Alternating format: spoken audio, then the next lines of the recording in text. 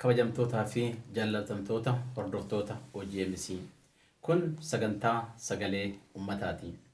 Sagantaa keenya sagalee ummataa darban keessatti OGMC ilaalchisee yaada Oromoota biyyoota garaagaraa jiraatanii kutaa sadiin qindeessinee isinii dhiyeessuun keenya ni yaadatama. Har'as yaada ummataa kutaa arfaffaa fi isa xumuraa qindeessinee qabannee dhiyaannee jirra. Itti dhiyaadha.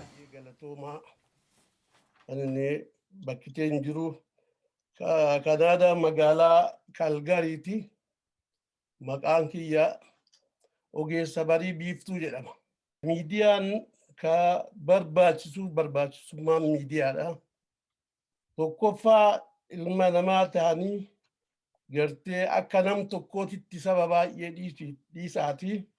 Akka nama tokkootittuu fuula addunyaatitti mul'achuudhaa fi gurra addunyaa waa seensifachuu fi addunyaa irraa waa barbaaduudhaaf waan meeshaa barbaachisoo ta'e keessaa tokko waan ta'eef miidiyaan barbaachisummaan isaa walqunnamtii ilmaan namaa addunyaa tana irra jiran hundaan walqunnamuudhaaf rakkoo ofii addunyaatti ibsachuudhaaf yookaan walii ibsuudhaaf rakkoo qaban akkaataa itti hiikatan wal barsiisuuf wal garsiisuu wal dhageessisuudhaaf kanama irra dabree jedhe immoo addunyaaf akkaataa itti ibsatan waan nama barbaachisu yookaan nama tajaajilu keessaa waan tokko waan ta'eef miidiyaan jiruudhaa fi jireenyaafis barbaachisaadha. Miidiyaan irratti qiyaafachuu barbaachisu yeroo ammaa tana Oromiyaan fi Oromoon bifa addaatiin waan zamaana dur dhageenye cinaa dhageenye cinaan akkasumaan lafatti hafe keessaa galtee waan guddoo san daran ta'etu Oromiyaa fi Oromootti waan as deemaa jiru waan ta'eef miidiyaan yeroo ammaa kana dirreen Oromoo bal'oo waan taateef uummanni Oromoo ijaa miidiyaa addunyaa jalaa fi gurra addunyaa jalaallee waan bal'inaan fagoo ala jiraniif miidiyaan kun argamuun isaa dhaabbachuun isaa uummata kana gartee rakkoo tana jalaa hin baraara jedhee qalbiin tiyya na yaaddi.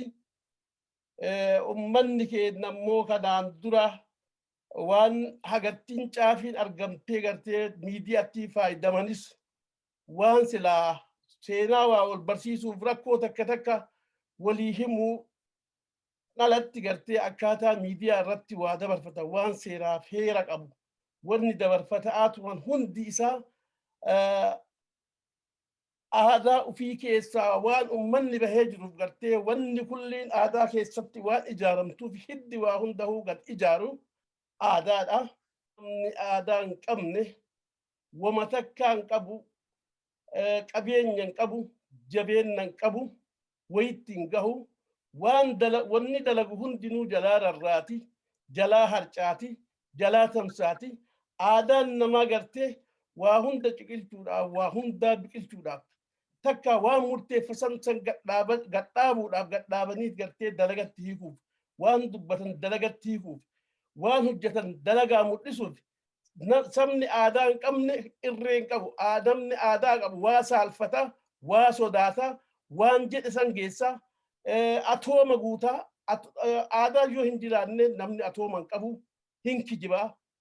Osoo akka kiyyaatti aadaa irratti xiyyeeffatee miidiyaan kun miidiyooleen jiru hundinuu gartee waan rakkoo uummataa afaan tokkocha afaan Oromootiif afaan Amaaraatiin qofa ibsuu malee gartee afaan addunyaan nama dhageettuun haga ammaanii garuu miidiyaa ibsuu ka gara keenyaa argee hin beeku.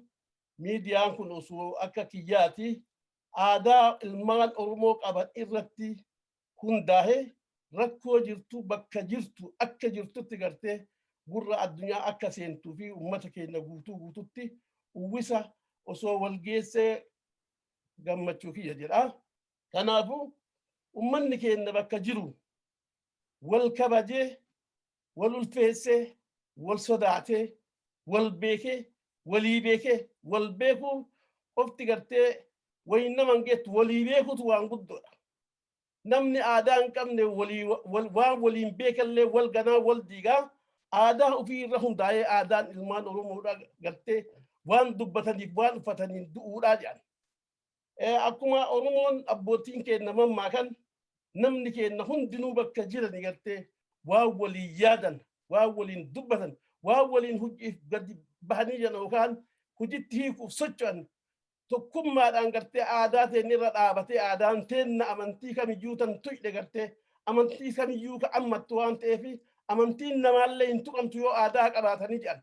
Yoo aadaa ittiin bulmaata aadaan tuni aadaa seeraaf heera ammattu waan taateef seeraaf heera dalagaarra waan oolchitu waan taateef ummata keenya diqqaa guddaa guddoo diqqoo beekaa wallaalaa qeerroo qarree bakka jiranitti gartee bahaa seensa kaabaa bakka addunyaarra jiranii fi ka biyya keessa jiranillee gartee waan waliin dubbatan san irratti morma kutaa miti namni gartee aadaa qabu wal biraan baqatu wal biraan dheessu waliin ganu waliin gatu waliin hin awwaalataa miidhamu hin badadataa namni aadaa qabu dhabu wal nyaachisaa wal uffisaa namni aadaa hin qabne badee bakkema jirutti gartee akkuma tiisisaa kuun biraa du'ee kuun biraa kutaa haala dhaabbataa ta'e tokkoon aadaa ofii irratti deebi'u manni Oromoo bakka jiru warroota waan aadaa isaanii beekan uumee isaanii beekan irratti hundaa'aniitiin gaafachuudhaan dhaabbatanii waan dalagan guutuu akka dalagan ummata Oromootiif ta'ee ummata Oromoo keessa jiraatu hundaafuu aadaa ilmaan Oromoo warra hin beeyne barsiisaa gartee daandii garsiisaa waan of duratti itti deebi'uuf jiru sanatti akka deeman dhaamsa ilmaan Oromoo hundaaf naa dabarsaa isiniin jedha. Dhugaa irratti hundaa'aa waan dabarsitan waan dhugaa ta'e qofa nu dabarsaa tanuma amaanaan ani isinitti dhaamadhu.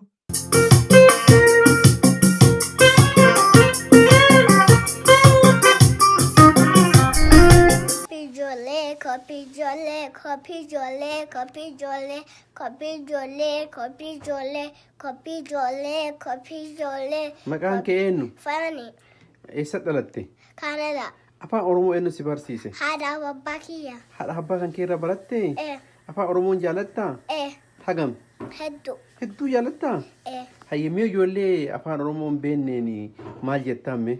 Haadhaaf abbaa keessan dhagaa. Haadha abbaa keessan dhagaa jettaanii? Galatoomii atillee jabaadhu rabbi si haa guddisu. Amiin. Ati haadha abbaa kan kee dhageetteetiin afaan Oromoo baratte? Hedduu nama gaarii ati hedduu nama mishaa ati hedduu nama jabduu jabaadhuu siin jedha. Hayye.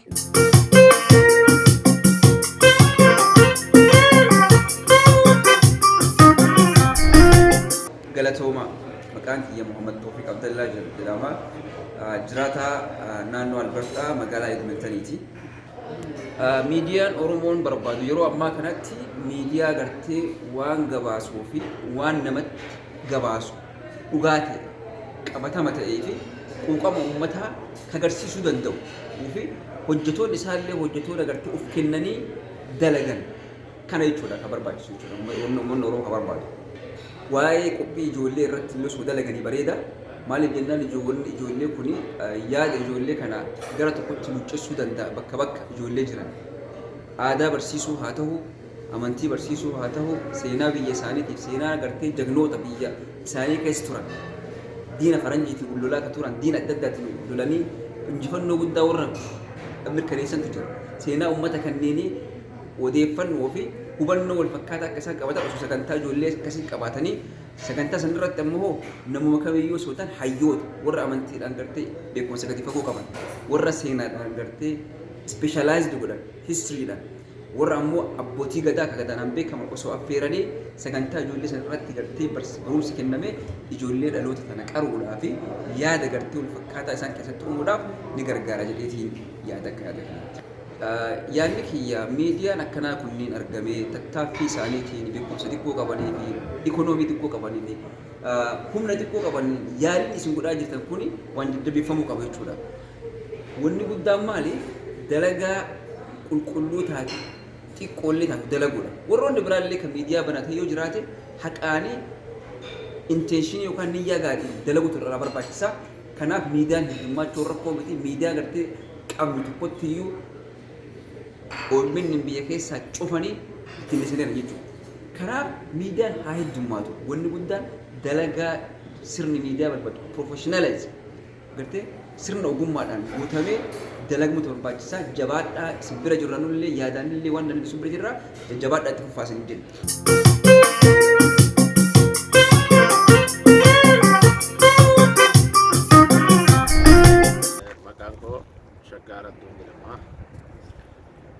Kanaadaa Albertaa magaalaa Edmonton irraa dhuguma miidiyaa jechuun jireenyuma ilma namaa hawaasummaa keessatti siyaasa keessattis ta'ee waan hundarrattuu miidiyaan murteessaadha. Akka Oromootitti yoo deebinee Oromoon miidiyaan amma qabdu baay'ee xiqqaadha. Inni jirullee hagam kwaalitiin isaa hagam hojjennee keessa deebinee qorannee rakkoo adda addaa qabaachuu mala hir'ina jechuudha. Rakkoo tontaan hir'ina qabaachuu mala.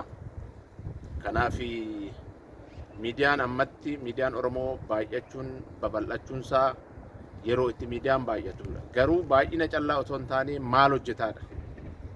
Yoo baay'ates maal hojjetaadha?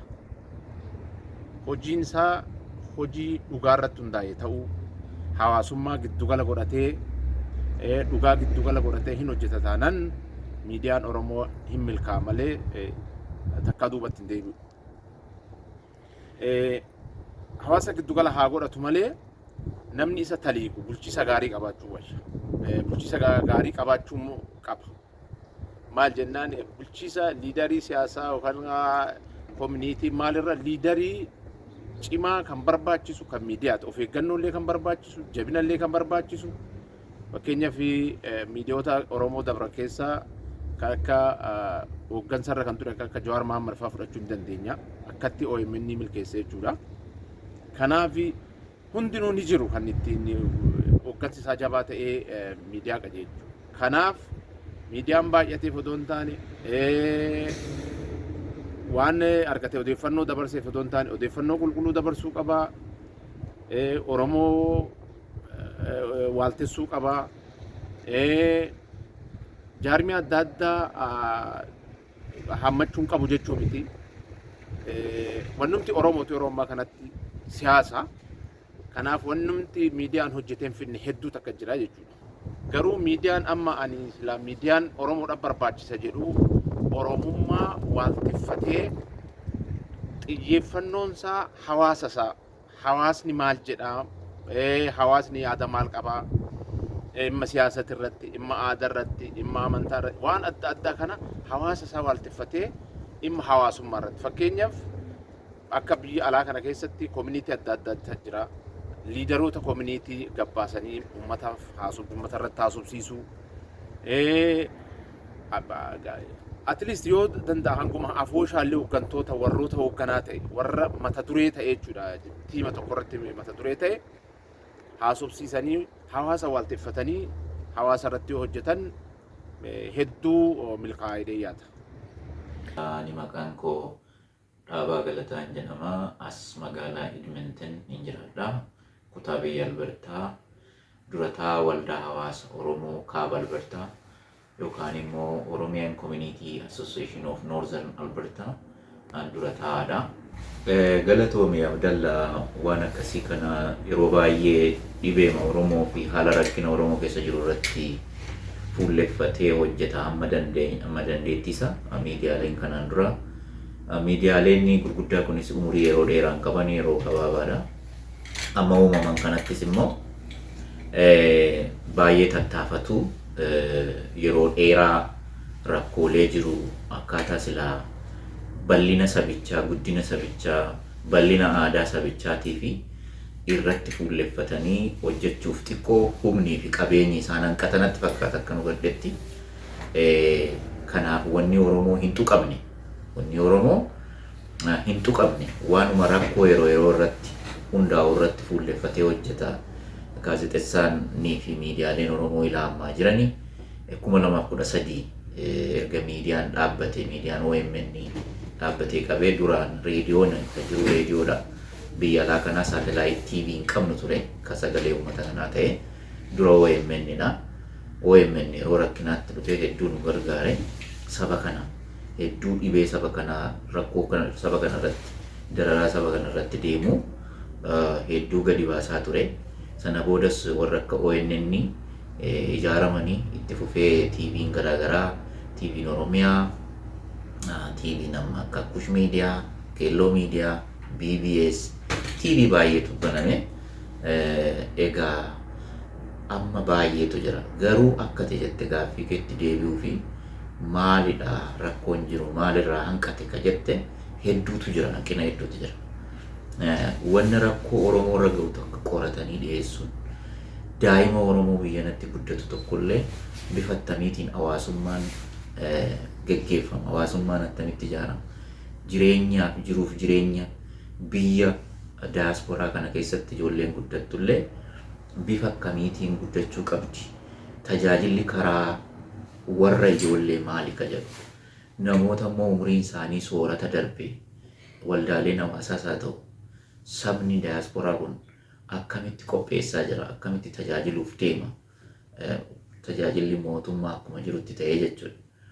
Ijoollee ol gudditanuu bifa akkamiitiin qaraa jira, akkaataa isaaniitti aadaa isaanii biyya ormaa kana keessatti barachuu qaban, afaan isaanii akkaataa isaaniitti barachuu qaban, boori warra isaanii waliin, akaakayyuu isaanii waliin, haboo isaanii waliin, adaadaa isaanii waliin, eessummaan isaanii waliin, abeera isaanii waliin akka waliin wallaallee ijoollee kana maatiin hagam aadaa barsiisaa jira, hagam duudhaa isaa barsiisaa jira, hagam immoo akka isaan jireenya biyya kanaa kanas sirriitti barachaa jireenya warra isaaniitis aadaa warra isaaniitis baalaansi godhanii barachaa deemuu qabanii jedhamee irratti yaadamaa jiru. Miidiyaan kana irratti hojjetaa jiru ammaa fi miidiyaan kan inni irratti fuulleffatee jiru rakkinoota uumaman irratti haala rakkoo Oromoo keessa jiru kana qofa irratti fuulleffatee deemaa jira. Rakkoo Oromoo uumamu kanallee haga hundeetti investigeet godhee investigation journalism ka jedhamu kan irratti hangi hojjetu xiqqaadha, yoo hojjetames gahaa miti. Kanaaf rakkoon tokkollee yoo uumamu mataa rakkoo mata duree godhatanii haasa'anii breaking newsii qofaaf dhiyeessuu otoo hin ta'in yookaan immoo dhimma siyaasaa qofaaf haasa'uu otoo hin ta'in gadi fageenyaan qoratanii bakka itti dhibeen sun galu itti godhuun irraa eegaman jedha. Isin waan kana fuula dura guuttanii ni hojjettu ka jedhuun abdii isinirraa qaba. Asumaanis isinitti dhaammadha jechuudha. Duraan dursee hawaasuma ala jiru kanayyuu ijaarsi hawaasa ala jiru maal fakkaata ka jedhu qoratanii dhiyeessuun inni waan tokko. Lammaffaa immoo hawaasni ala jiru kun jenereeshinii duraati.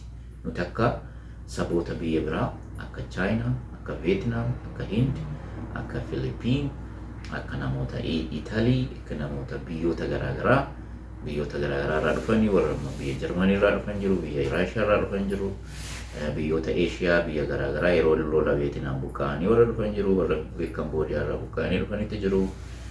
Amma isaan kun jenereeshinii lama, jenereeshinii sadii as jiru.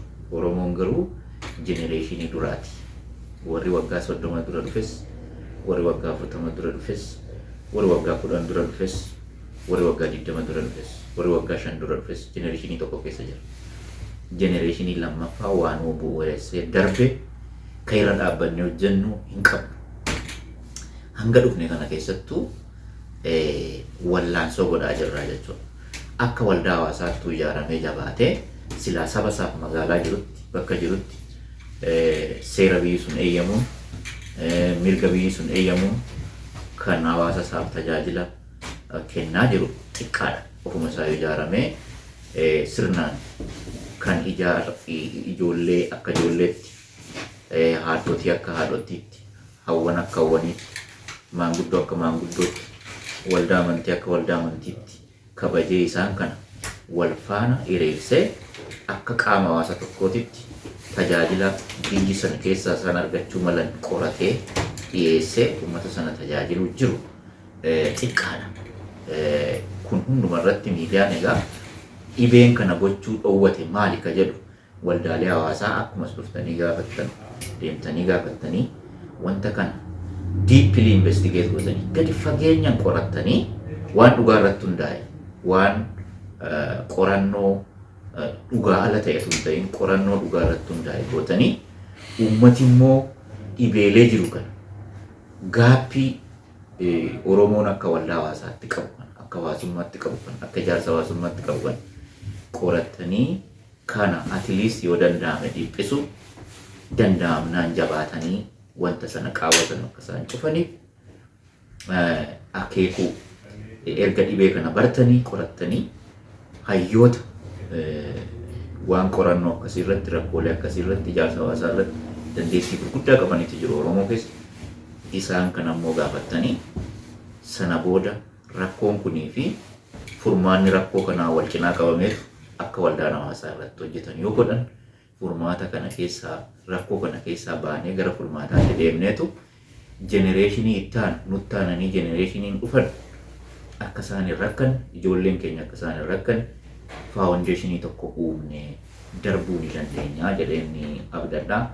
Miidiyaan keessan kanarratti akka hojjetu abdiin qaba jechuudha. Galatoomi obbo Dhaabaa ammas gaafii gara xumuraatitti miidiyaaleen Oromoo ni jiranii. Miidiyaaleen Oromoo kun sadarkaa addunyaatitti dalaguuf akka BBS, Aljaziiraa akkasuma immoo dhaabbatoota miidiyaa gurguddaa addunyaan kun qabdutti qixxaayee dalaguudhaaf maaltu nu dhoowwa? Rakkoo hojjetaati moo diinagdeedha moo kam jettee yaadda? Akkamittis jabaata? Furmaanni isaatis maali jettu? Kunis gaaffii ulfaataa gaaffii guddaadha. Egaa yoollee waa hunda kana guuttachuu dadhaban sana ga'uun wanni Oromoo dhoowwu hin jiru. Oromoon sana irratti dandeettii hin dhabne. Rakkinni dandeettii hin jiru. Rakkinni humna namaa hin jiru. Rakkinni jiru lama sadii ni ta'a. Tokko nama waan kana qindeessu dinagdee waan kanaa qabaachuu dhabuudha. Lammaffaa namni waan kana qindeessu humni kana qindeessu nu barbaachisa jedhee miidiyaa bakka 10-15tti miidiyaa qindeessoo otoo hin ta'in humna miidiyaa kan gara tokkotti fidanii tokko tokkorraa muuxannoo dhaalee inni kana dura jabaa ture muuxannoo isaa sana gara biraatitti hiree akka miidiyaaleen biraatis guddatanii muuxannoo wal dhaalchisanii humnas dabalatanii qabeenyas gara tokkotti gara kuusaa tokkotti godhatanii qabeenya kanarraa immoo istuudiyoo bal'aa ijaarrachuudhaan humna namaa bal'aa ijaaruudhaan dinagdee guddaa maddisiisuudhaan dinagdee sana immoo leenjii garaagaraa qarooma garaagaraaf akka oolu godhanii joornaalistoota iskiildi ta'an achirratti qaxaruudhaan akaakuu joornaalistii dameeleetti baasuudhaan gosuma tokko akaakuuma tokko dhiyeessoo otoo hin ta'in joornaalistiin hundi tokko waan tokko waan lama waan gosa lama sadii irratti dandeettii qabaachuu danda'a. Garuu waan gosa 10 akka inni hojjetu godhuudhaan nama tokko sana dadhabsiisuu otoo hin ta'in waan Oromoon barbaadu irratti qoodanii irratti hojjechiisuudha. Kanaaf egaa tokko dinagdeen guddaa barbaachisa. Lammaffaan humna waan sana hojjetu ka dandeettii itti qabu ka teknooloojiidhaan hedduu beekumsa sanaa iskiilii sanaa horate sanarratti bobbaasuudha. Inni lammaffaa inni sadaffaa immoo namoota waan sana maadha rakkoon Oromoo keessa jiru maali karaa dinagdee rakkoon jiru maali karaa ijaarsa hawaasummaa rakkoon jiru maali karaa siyaasaa rakkoon jiru maali karaa hayyootaa rakkoon jiru maali walitti dhufanii hojjechuuf humna jiru gara tokkotti luuccessuu maaliif hanqate muuxannoo kana dura jiru wal dhaalchisuu maaliif nu hanqise humna manaa taane gara miliyoonii 45 lakkaawwachaa biyya alaa kanatti immoo gara miliyoonii 1 aga miliyoonii 2tti humna hiiqotuu qabaannu daayasporaa keessatti dinagdee sanaaf ta'u maaliif dhabne hayyoota kana taliiganis kana qindeessanis walitti dhufanii maaliif dhabne maalitti kana nu hanqise isaanis miidiyaa irratti dhufanii affeeramanii haasa'u otoo hin ta'in miidiyaa kana jabeessuuf miidiyaa kanaaf immoo dandeettii qooduuf miidiyaan kun immoo akka inni dandeettii guddaadhaan utubamee deemu godhuu dhabuudhaan rakkoo maalti jira isa jedhu kana isaanillee itti fuulleffatanii yoo hojjetanii dinagdee sanaaf ga'u maddisiisuu dandeenya humna sanaaf ga'u maddisiisuu dandeenya istuudiyoo sanaaf madaalu maddisiisuu dandeenya kun hundi yoo guute meeshaalee ittiin hojjetan Sanaaf ta'u maddisiisuu dandeenya. Meeshaalee haga biyya keessaa deemanii rakkoolee jiru bakka Oromoon jiru biyya bal'aadha biyya Oromoo. Biyya bal'aa kana keessa deemanii rakkoolee jiru gaarii jiru kanas qindeessanii rakkoo qofa saasa'u otoo hin ta'in Oromoonis sadarkaan irra jiru. Rakkooma jiru sana keessattis ammam tarkaanfateera. Daayasporaa kana keessattis takaallaa jiru, tiraappii jiru kana tarkaanfatees waldaaleen hawaasaa kana hunda cabsanii ba'anii sadarkaa gaarii irra jiranis jiru. Warri laafanis isa gaarii kanarraa baratanii inni gaarii kun immoo caalaatti hojjechuuf akkasitti miidiyaan akka itti yoo qindaa'e humna akkasii yoo qabaate waan nuyi jennu kana guutuu danda'a. Istuudiyoo qabaate humna yoo hin qabaanne gatii hin qabu. Guutuu miti.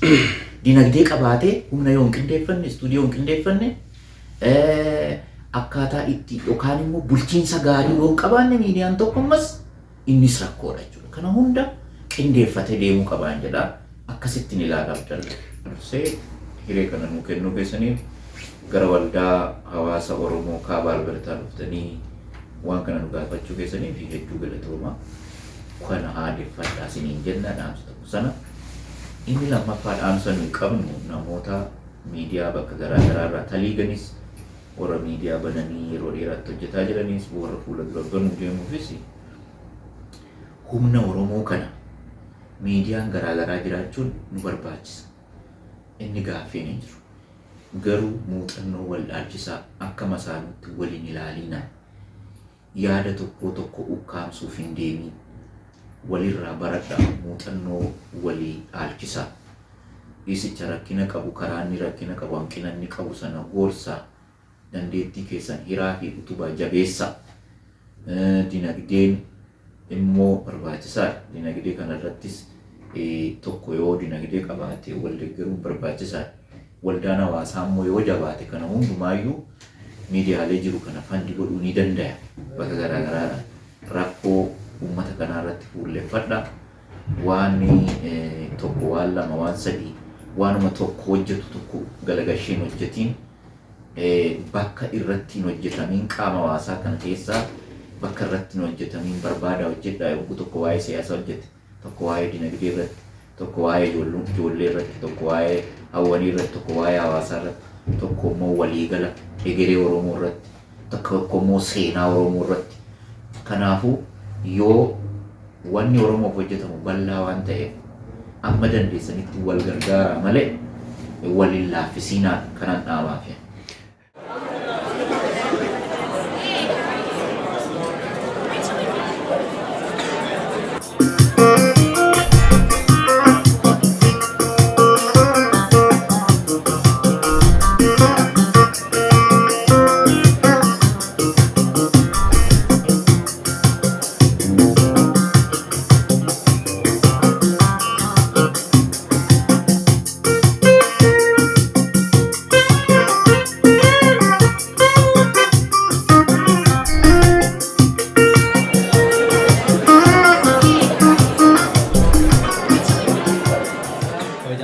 fi jaalatamtoota hordoftoota keenya qabiyyee OGMC'n qabatee dhiyaachuu qabu ilaalchisee yaada kutaalee hawaasa garaagaraa qindeessinee isinii dhiyeessaa turre sagantaa har'aa kanaan goolabneerra.